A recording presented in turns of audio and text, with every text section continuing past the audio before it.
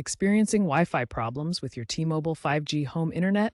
You're not alone. Common issues include dropped connections, slow speeds, or devices failing to connect. Three main culprits are SSID split, channel interference, and security mode incompatibilities. SSID split means your gateway broadcasts separate 2.4 GHz and 5 GHz networks, which can confuse devices. Channel interference occurs when your Wi-Fi signal clashes with other nearby networks or devices. Finally, security mode issues arise when older devices don't support the latest encryption protocols like WPA3. Let's break down how to fix these, but you must access your T-Mobile gateway settings via the T-Mobile app or by typing 192.168.12.1 into a web browser.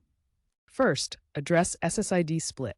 Log into your T-Mobile gateway settings and find the Wi-Fi section. Look for an option to enable unified SSID, which combines the 2.4 GHz and 5 GHz networks into one. Next, tackle channel interference. Use a Wi-Fi analyzer app on your smartphone to identify less congested channels.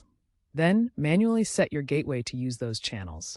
For example, channels 1, 6, or 11 for 2.4 GHz, channels 36, 48 for 5 GHz.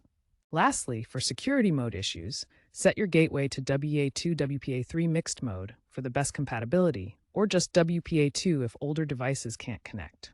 T-Mobile has rolled out updates to improve this, but manual fixes may still be needed. Remember to reboot your gateway after making changes.